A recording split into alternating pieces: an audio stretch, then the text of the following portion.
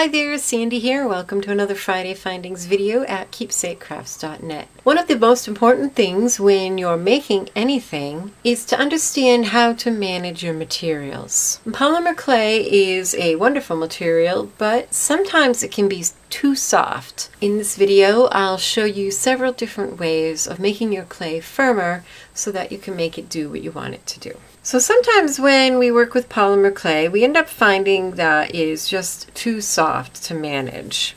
Here's a piece of white clay, which actually is notorious for being the softest and squishiest, and it really depends on the brand, but sometimes if you get something like Fimo Soft, you can hardly manage it. Here's a little bit of white clay, and if I was going to make, a little ear, yeah, this is doable, but it's pretty squishy.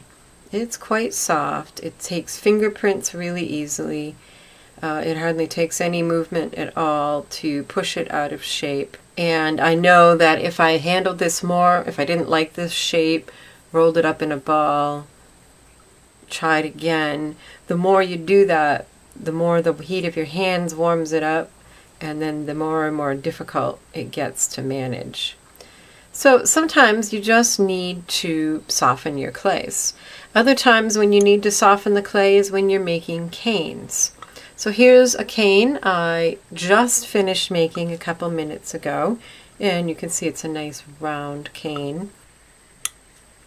And now that I've cut it, I've got kind of a squarish oval shape. It's not round at all.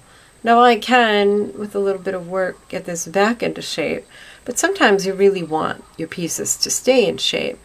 One thing you can do is put your cane in the freezer. So here's a striped cane I made with these exact same clays. I just made this a while ago and it's been in the freezer for about 10 minutes. And now when I cut my slice, it still squishes a little. That was square. And now it squishes a little. But it's a little bit firmer, and maybe if I'd left it in the freezer a little longer, it would be a little firmer, although clay is never going to freeze solid. Probably the best thing you can do, if you're in a rush, throw it in the freezer, but really the best thing you can do is simply to let it sit for a while, an hour, a day. This is a cane that you might recognize from a previous video. I made this a couple months ago, and that's just been sitting in a drawer. And you can see I got pretty much almost a perfect slice from that. So just time will firm up your clay and allow it to be more maneuverable. I can still shape this, but it's not so prone to leaving fingerprints and much more nicely stayed in shape for me. So that's one way of dealing with clay that is too soft. There's another trick to dealing with clay that's too soft. Let's say you have a large project to do with white clay, but you know that white clay is too soft. I had bought like a whole, 2-pound block or 3-pound block of scalpy white, and it was just so squidgy I couldn't manage it. And the thing that you can do then is leaching. And here's a bit of this same white clay. This was conditioned and rolled out at the same time, except I put it in this piece of paper for an hour, and you can see this kind of greasy looking stain on the paper, and that is the plasticizer that was in the clay, and that has leached out into the paper, and that makes your clay more firm. So here's a piece of the stuff that was leached for an hour, and I can tell, I don't know if you can tell on camera, but I can really feel the difference in this. I can feel it's going to sculpt more nicely in my hands. So it just kind of responds better, it behaves better. It's just nicer to sculpt with. So leaching for a little while, or here's a piece that sat for 24 hours. And this piece you can see is quite brittle and crumbly now. And it depends on what it is you're going to do with the clay. This might end up being too firm, or it might end up being just right.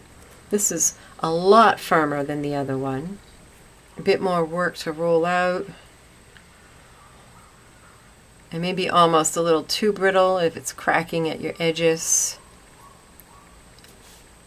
So you'll have to be the judge whether an hour or 24 hours. You can see the difference in these two pieces, how much more plasticizer was leached out, and that has a direct effect on the softness and firmness of the clay. So those are just a couple of tricks that you can employ to help you get control of your polymer clay.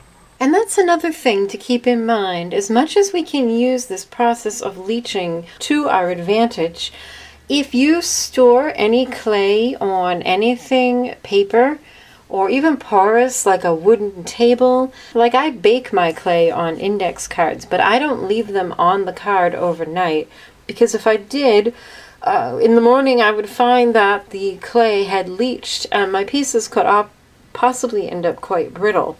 So always be sure that you don't store your clay on paper by accident. Just do it intentionally in order to remove the plasticizers, and only put them on paper for baking right before they go in the oven. So I hope you found this helpful. If you did, consider becoming a patron. You can support this channel with $1 a month or whatever you can afford. Check out my Patreon page for all the details. Don't forget to subscribe if you haven't already. I upload new tutorials every Tuesday and Friday. Happy creating. Bye-bye.